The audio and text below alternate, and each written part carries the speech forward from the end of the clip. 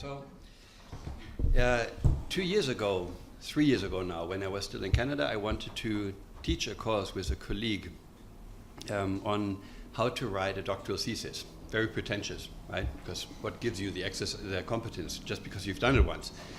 But because maybe whatever. But we thought, how would we teach it? And we thought we would use writing samples, and we would choose writing samples that really come from the midst of our work, which is students we've worked with or books that we just have come to admire. This is one such book. So we didn't end up teaching the course because I left Canada and came here.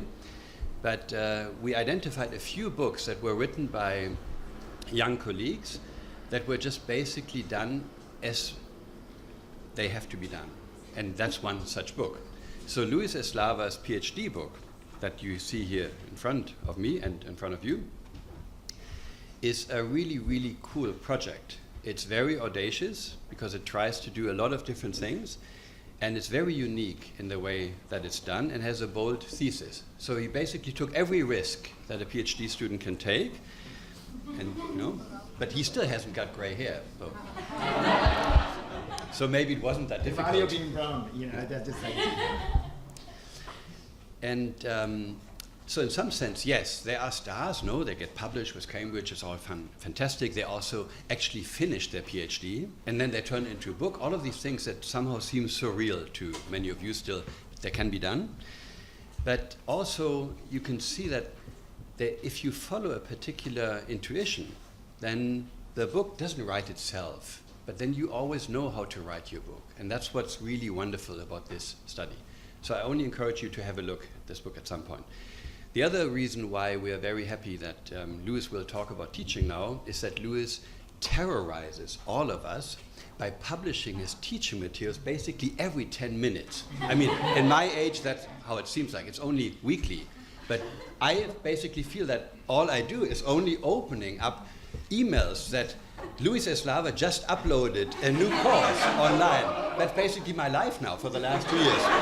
So anyway, that's why he has become unavoidable for us. And so there you go. Thank you. Okay.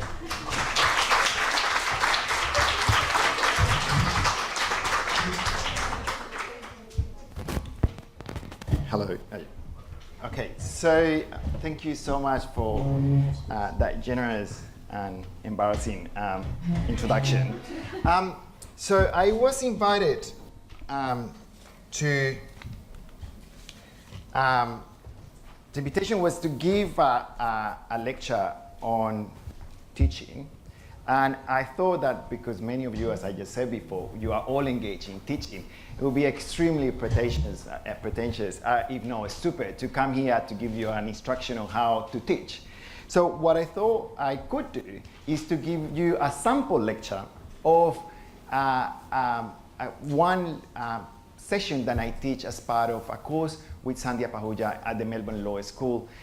It's part of the LLM program, and the course is International Law and Development. And I'm just gonna give you a taste of that course. And with the idea of showing you how in my own teaching, I try to break these three boundaries that I feel are fundamental if we want to re-understand international law, if we want to rewrite international law, and if we want to rethink the practice of international law. These three binaries, as I was mentioning before, are the boundary between the domestic and the international, the boundary between the past and the present, and the boundary between a structure and agency.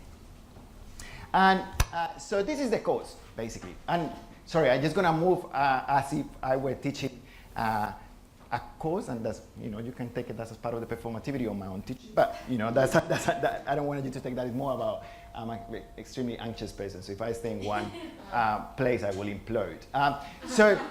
So this is a course in International Law and Development. It's part of the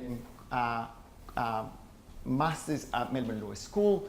And this is the course syllabus. We start with Sundhya introducing the students to a relationship between law and development. We are immediately very critical. Then we try to explore law and development as a field.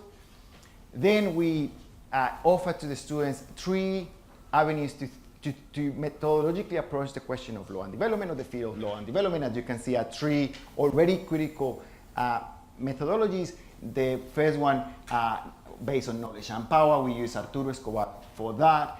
Subjectivity-based analysis, we use Jennifer B's wonderful work on the political economy of desire. And the final one is historical and post-colonial analysis. We use a chapter of wonderful Tony Angi's book that I don't need to introduce here because everyone knows about it.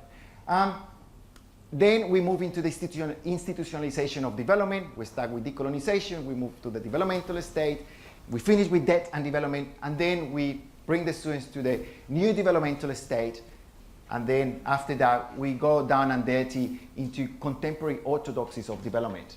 Human rights, decentralization and local development, sustainability, rule of law and legal empowerment, the question of measurements, and then we finally conclude the course by inviting the students to force themselves to be at the edge of thinking about international law, or law and development more specifically, and that edge invites you to take one or two positions. Either we engage in a project of reform, or we engage with revolution, okay? And then the students by that time are crying and very happy, and there have been many interesting reversals that we can talk later. So today I thought I'm going to concentrate on the birth of the developmental state, because it's a crucial thing that as someone from the South that try to think international law from the South is key to break those three binaries that I announced at the beginning. Okay, and that session starts with two reading questions, and one based on the two readings allocated. So the first reading is the famous, extremely famous, infamous article by W.W. Rostow, fascinating character. I'm sure many of you know about it, hate him. You know, there's a whole lot of things to hate him about. And Partha Chatterjee, we love Partha Chatterjee. And then he has a set of source materials. And I just put them here just for you to have a sense of the kind of questions that we invite the students to explore, and the kind of materials that we offer the students as the basis for the learning. Okay, so let me start the session as if I will be starting my teaching of that class. So there's one dichotomy that resides at the core of thinking about international law and practice international law. And as we know, is that dichotomy between the international and the national, between the international and the domestic. That dichotomy brings with itself, or carries with itself, a particular aesthetics of the international, and comes with itself with a particular kind of geography, a spatial understanding of what is law and development. International law.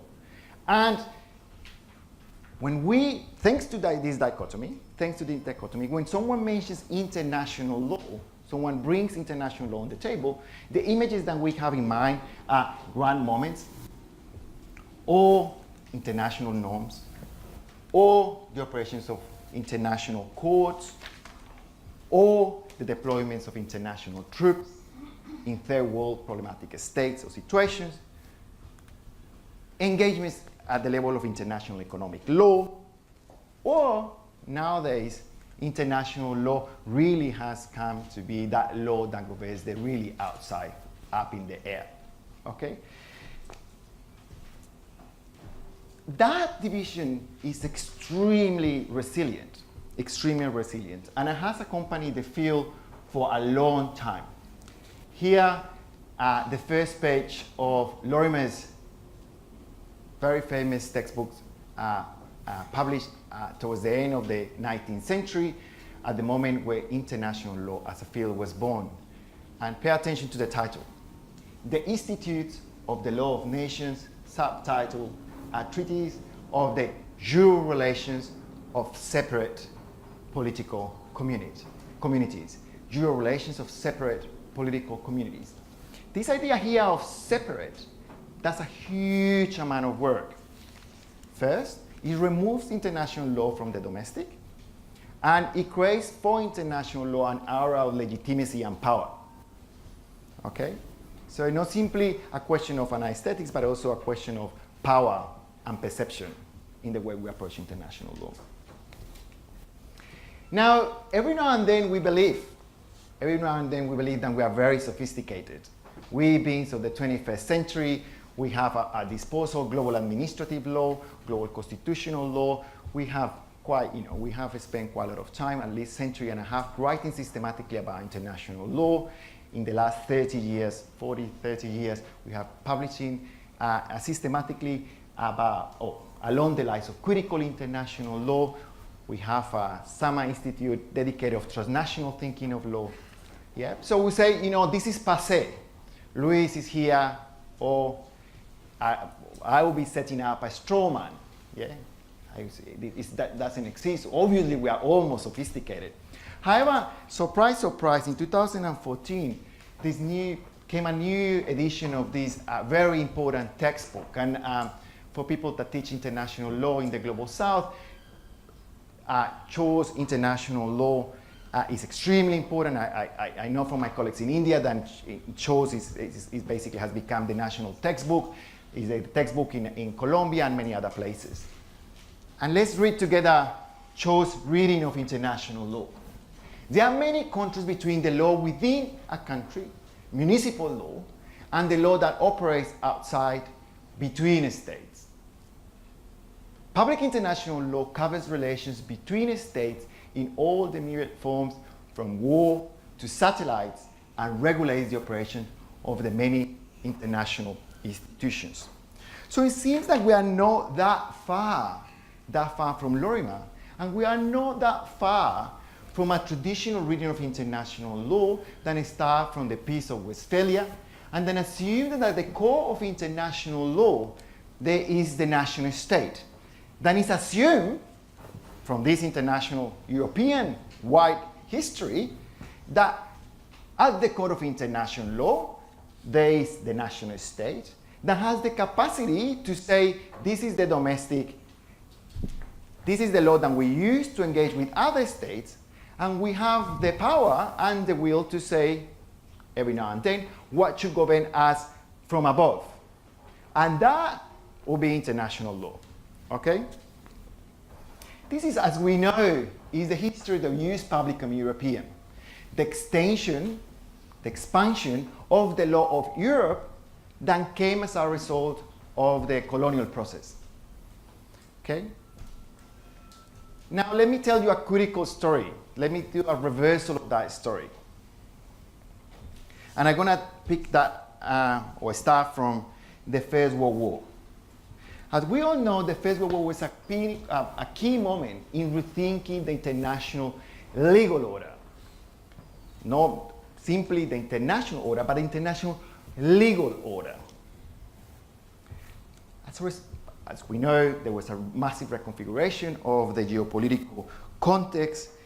Third world countries at that moment, still in the colonial possession, except from the case of Latin America, participated in the war. America came into power.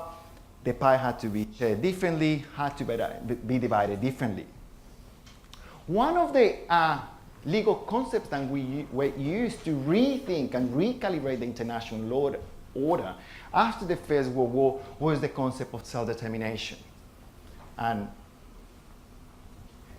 for note, I know that just you need to accept that I'm just trying to mimic a class but just that you assume the master's degree in kind of the master's level. Okay, so one of the key juridical units that were used to rethink that international order was the concept of self-determination, and it came crystal clear in 1918 when Wilson pronounced, and he's quoting Wilson, national aspirations. And this is a world still dominated by empires.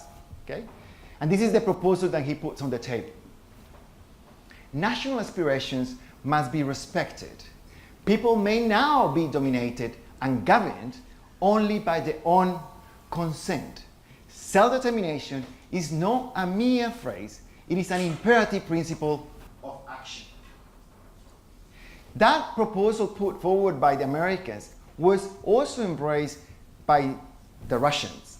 Here is Lenin in the Decree of Peace, 26 October 1917.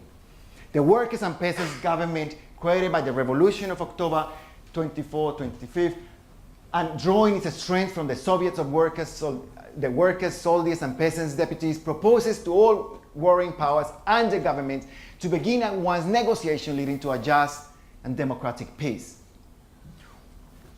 Skip that. Without annexations, without the seizure of foreign territory and the forcible annexation of foreign nationalities, and without indemnities. Okay? We're going to reorganize this business, my friends, letting people govern themselves. I'm not saying that Lenin made the same proposal as Wilson, but Lenin was also interested to break down imperial holds or strongholds on the periphery. By the time of the end of the war and actually the lawmaking process that came out of the war, the Treaty of Peace, or the Treaty of Versailles, was even more committed to the idea of reorganizing the international law along the lines of self-determination. And it's interesting at two levels. On the one level is the first institution that takes the national state as the pre-given form, the national state as the pre-given form to think and reorganize the world, but two, most importantly, creates a mechanism to dismantle empires in an orderly manner. We do know that empires didn't want to give up the colonial territories, but as a matter of law, the national state became the unit to do that. And Article 22 of the Covenant of the League of Nations is extremely important in that regard. So for those not international lawyers in the room, Article 22 of the Covenant declare, the mandates A, B, and C. A being those subjects that were almost there. C, sorry my friends, you need to be fully under tutelage. But the idea was that there was a sequence that could take people from the colonies to the world of modernity. Modernity meaning self-government, self-determination, meaning the national state. As we know, the Second World War basically accelerated that process. America really, surely became the world power, and that became clear in the Atlantic Charter, signed in 1914. It's not international high international law, but informs international law in a very strong way. In number 3 of the Atlantic Charter, Churchill and Roosevelt said, they respect the right of all peoples to choose the form of government under which they will live, and they wish to see sovereign rights and self-government restored to those who have been forcibly deprived of them. Okay? Then we have the Humberto Oaks Conference, and what we get as a result of that is the United Nations. Again, the first truly universal institution that surely and truly uses the national state, this time heads on the national state as the way to think the world. Now, that borrows, that imagery that comes from there, you can grasp it in many places. A key moment of that is how the Marshall Plan became to be thought and represented and illustrated. So here, one of the many very famous posters that came out of the exercise of the Marshall Plan. There's a long story that we can say about the Marshall Plan. Just let's be pop and only pay attention to the poster. But the poster tells a hell of a lot of what the Marshall Plan thought, or how people thought about international law at that point, on the basis of the order that came out of the Second World War. And here we have, whatever the weather, we only reach welfare together. It is explicit about the role of the United States in that game, but is not presented, and I think honestly not presented, as an imperial traditional role in the organization of the world. Instead of that, it assumes that the world now is going to be organized around neatly bounded, equal sovereign units, i.e. national states. Okay, everyone will follow with me? Yeah? Perfect. And then the capacity of saying, the same deal of, you are very strong, and then you can declare how we're going to deal with the other states, and how we're going to deal with, which institution and how international institutions can govern us. Yeah. So look at the boundedness of each of the blades of that windmill. Now, the deal was the world as a whole was still under imperial control. Okay? The world as a whole was still under imperial control. But we know that the formula of configuration of the General Assembly of the United Nations enabled third world states to say, this is it.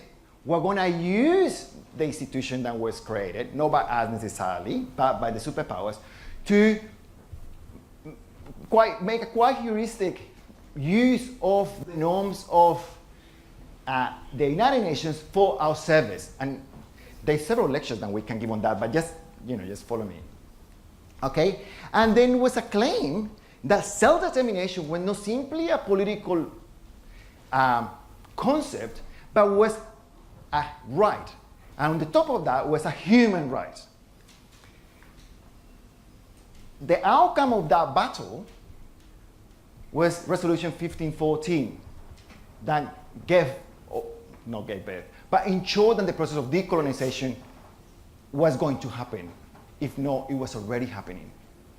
So after the Second World War and that battle then followed, fought by third world national states, what we have is the process of decolonization. Really, when the national state form goes viral and ended up controlling or covering the world as a whole.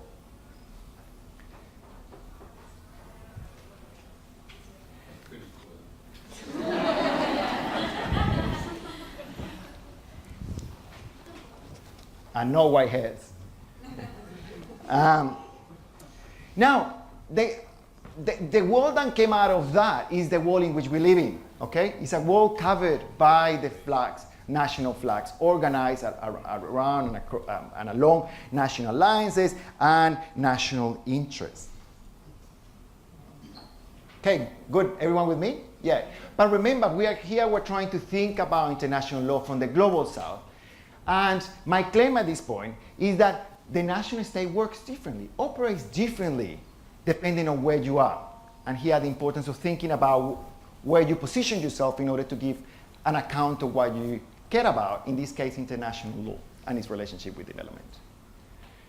And that's what I thought the lecture last night was fascinating, was an extremely telling European story of social democracy. And what the lecture did, and it was a wonderful, he was very happy to position that as an European story. I'm telling the other story, the story that is not told along the lines of social democracy.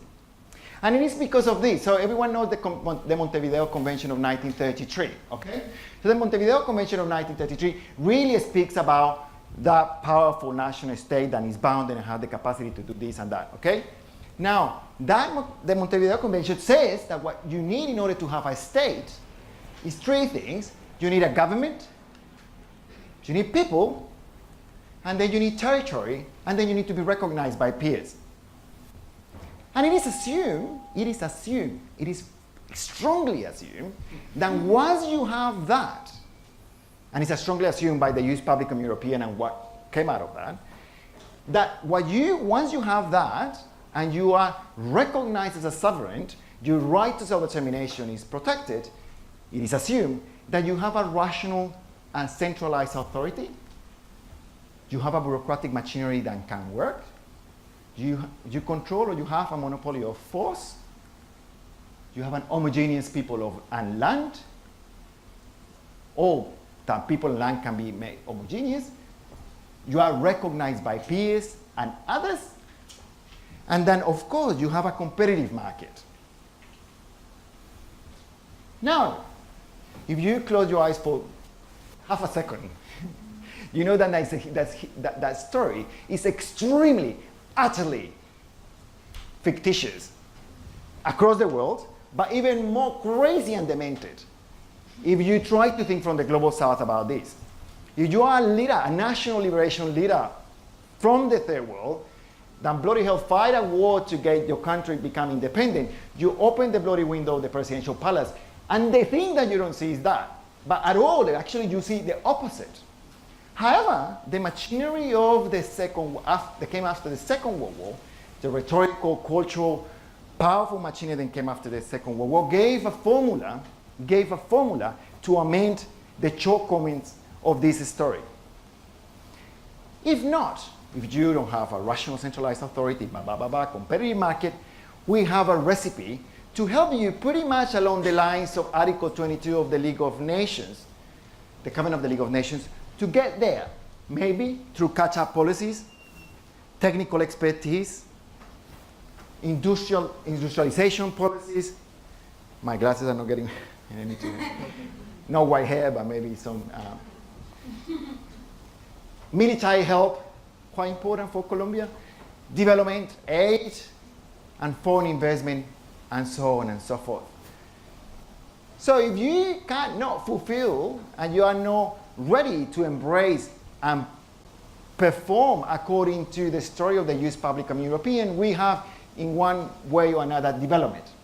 And how this development is so extremely important when we think about international law from the global south and from the global north. We can say that more about that later.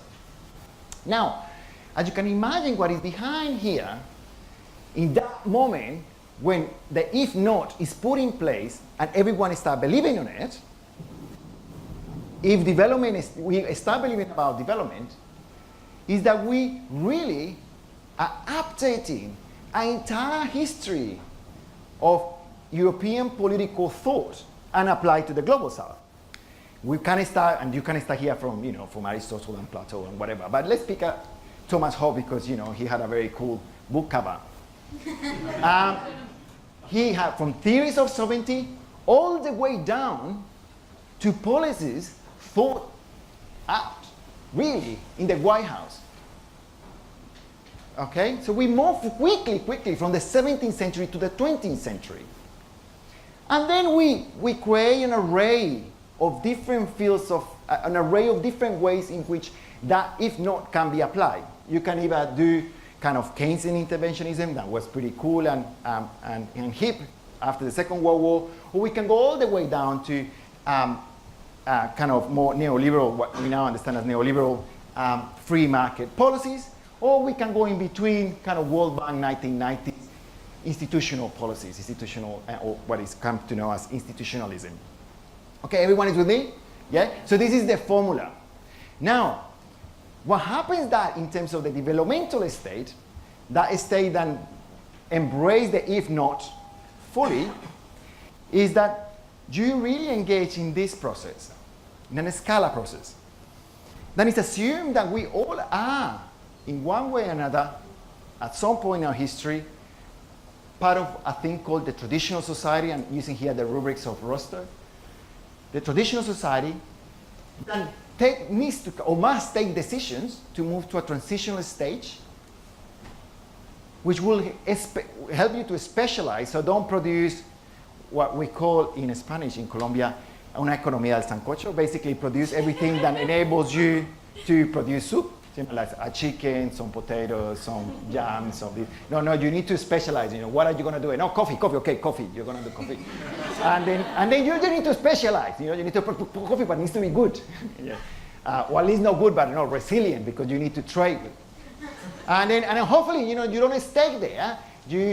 That specialization helps you to bring some kind of, or start the process of industrialization that is known by Rousseau, was described by Rousseau as the period of takeoff. You're about to take off. And then after that, you have a drive to maturity. You expand the internal market, extremely important, and the external market, or your external market. And then you get to an age of high mass consumption. And that's what is known as the developmental state. Okay? That's what is known as the developmental state.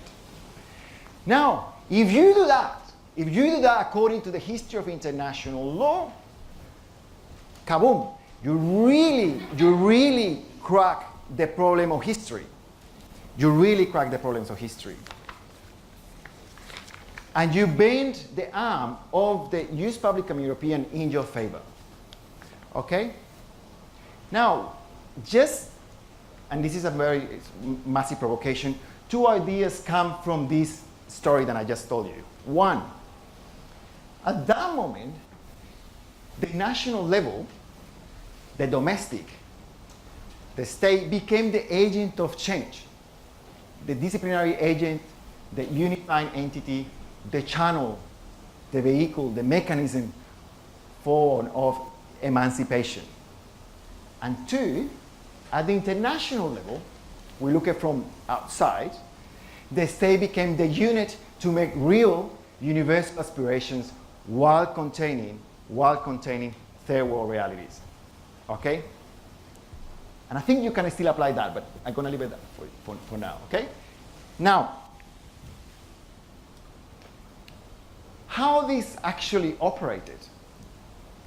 There are very different examples that I teach to my students in a 2-hour lecture. We only have here not that long. So one of the ways of making real a new world order from within to really get into the internal bonds of the structure of the national state was national planning policies, or planning policies, famously started by the Russians, and then expanded across the third world. India, a key example of that exercise, but pretty much every other country in the global south. Because I know a country very well, Colombia. I'm going to give you a quick run to the history of Colombian National Development Plan. So here, no coincidence, the first National Development Plan takes place the year after the end of the Second World War. Colombia, a really conservative country with a very technocratic and useless, for the record, ruling class, embraced the promise of that new international order and the if not. Okay, in 1946, enact the first National Development Plan, funny enough, drafted by the World Bank. There's some story that says that the World Bank was actually born in Bogota. So the first international commission by the World Bank was deployed in Bogota, and they helped the government to draft this first National Development Plan. But it went on and on. So we really were keen in the story of life. Then they have a National Development Plan, and then we just carry on and went crazy with it. So we're starting with basis of the un programa de fomento para Colombia, the basis for a new plan to develop Colombia, and then to the general plan for economic and social development. I'm going to talk about that in a second. This is it was actually designed by Colombian officials instead of being borrowing a piece of public policy. And then we're going on and on and on. And then so what we have become better at it in Colombia is to have cooler names, yeah, and chora name, chora good. So from the 1970s to close the bridge and then plan for national integration and then equity, change with equity, plan for social economy, the Pacific Revolution, and then the social jump, change to build peace. That was quite a while ago. Now we are celebrating finally the agreement towards a communitarian state, which actually was anti-communitarian and extremely repressive, and then prosperity for everyone. Okay. Now, I just want to read you a little bit of the introduction that Alberto Lleras Camargo, the president of Colombia from 1958 to 1962, wrote for the plan of general economic and social development. And I just wanted you to feel and put yourself in the position of someone that tries to make a country look more like Europe. Try to resolve the mess and try to really embrace the if not. So here, this is Alberto Lleras Camargo. He was one of those proto-mans. No? So there is no country that without clear and reasonable purposes based on a scientific appreciation of its development possibilities and capacities has been able to achieve its development. It is time to mobilize and coordinate for the development of Colombia. Look at here, the entire nation, its government, it's industry, it's agriculture, it's rural and urban workers, it's small communities, it's bankers, it's traders, it's universities, and it's school. It's really an exercise of bringing everyone on board of this business. Utterly aware, because the Colombian ruling class is a white European class, utterly aware that what I have in front of them is really different what happens in Paris, but with the historical task of closing that gap, okay? Really embracing the promise of that possibility of having a national state that is uniform, where all of its people are together in function or functional to the progress of the nation. However, rather than having that able body in front of the national president, he had, you know, a body already not gonna, if not dead from the beginning, okay? If not dead from the beginning, especially if you were not like very much indigenous community. So this is basically the raw material to build a nation. So he goes on to, on his preface to say, this is one of the best paragraphs, the punchline. With movements that resemble those of Sikh people on their beds. He's the national president talking about its nation, or his nation. With movements that resemble those of Sikh people on their beds, when their nation has found unbearable situation and such situation has become despotic, arbitrary, and entangled with the incapacity of the state, the nation has changed its posture. This only in order to restart a cycle of suffering that is slightly more tolerable and to later fall back once again in a deeper state of deception. But this eternal abnormality resulting from its conditions of backwardness has not led the nation to its final death, only because the government changes the treatment constantly and because the patient is ready to accept every new treatment, instead of connecting its weak energies in order to stand up as a result of a supreme decision to live and to live better. So he accepts that that's what he has to do. And he says, in order to get out of there, we need to be systematic about it. And that's the power of the development project in the Global South, to make real the European promise in a territory that supersedes any ambition of actual domestication. But that's the power of development. Able to make sure, create a narrative that really brings every single aspect of national realities into an enterprise that is impossible, but is full with energy and beauty and glamour, okay? So here are a couple of watercolors that come from one of the Colombian national development plans of the 1980s. And here you can see really the ambitions of development, you know? It's just not simply update the transport infrastructure or the telecommunications infrastructure.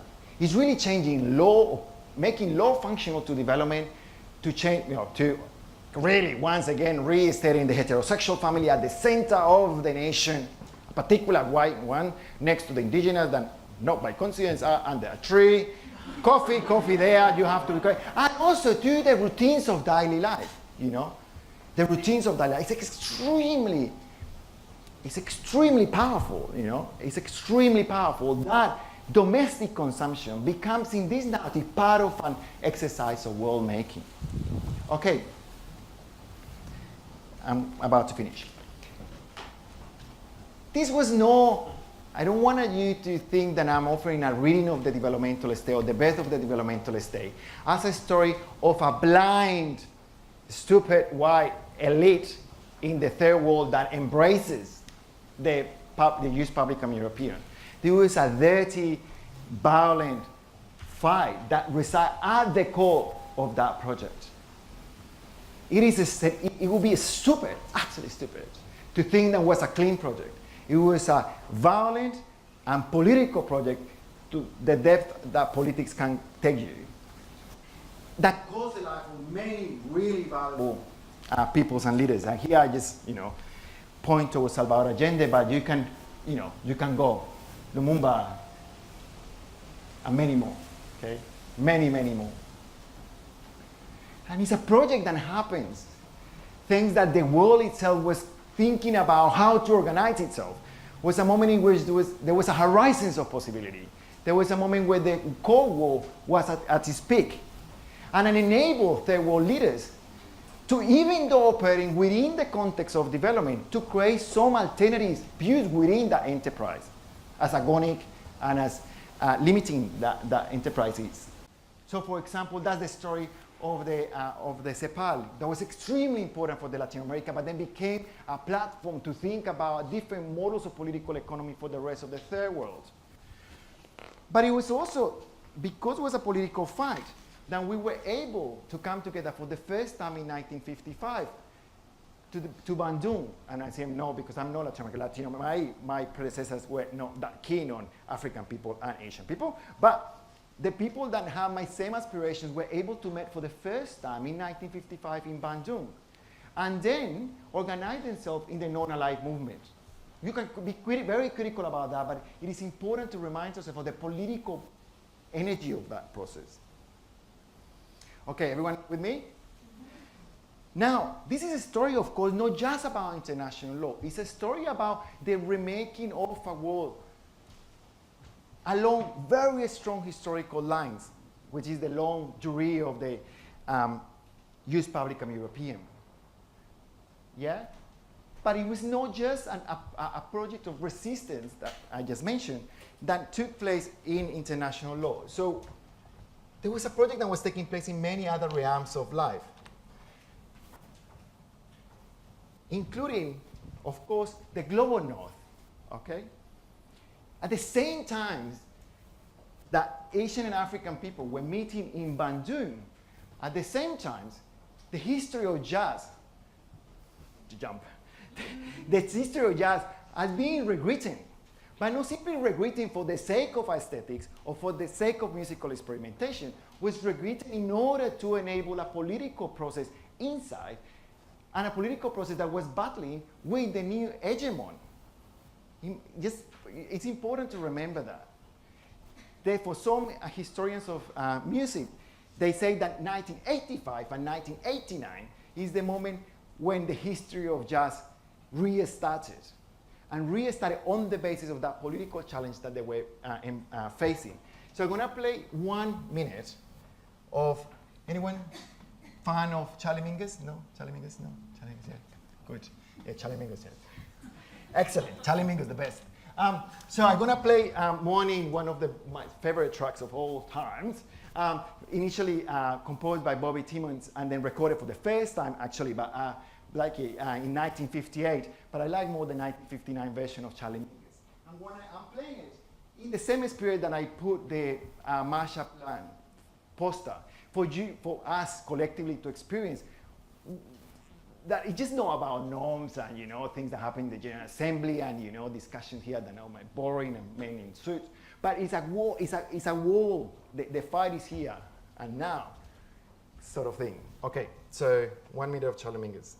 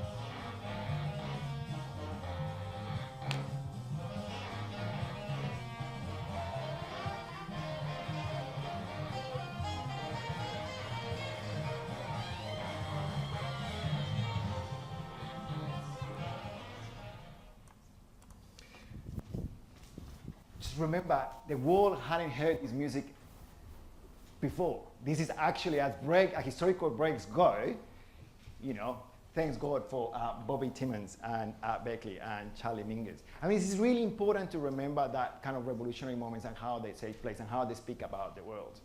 But it's the same kind of historical rupture that both that plays in a really structured terrain, but it coexists with Bandung and coexists with Nam, so on and so forth. Okay, that point I hope it was made. Now, although I brought a little bit of hope for 5 minutes into the room, by 1970, that history of the new developmental state found its own limits. In a sort of way, is the return of the uncanny, when the national state became or revealed itself as being as what it was being all along, the disciplinary entity and the unit to contain and control third world realities. Come on. Oopsie. Well. By the mid-1970s, surely and truly by 1980s, official development assistance had grown exponentially from the birth of this new world order that I just gave you a brief overview about here, going from this level to 129 billion in 2008. But that story was never strong enough to reverse tendencies, the tendencies that accompany the birth of the developmental state in the third world. Because the transfers of money, even though it looks amazing on the graph, never ever has reached, even globally, the levels that have been set by the UN, and instead of that, have kept the third world in a position of subserviency till today. Okay, even after 60 years, 70 years of the developmental story, the countries with the biggest GDP continue to be the countries with the biggest GDP at the beginning of this story, and the countries with low GDP continue to have the same level. And I'm here not endorsing GDP, but just if you take that as a benchmark. But instead of that, it has made those countries extremely indebted in a currency that they cannot control. Even if you compose the most wonderful jazz in the world, you cannot change it. You cannot change it. You compose wonderful jazz in the global south and you are just an exotic bird at this level.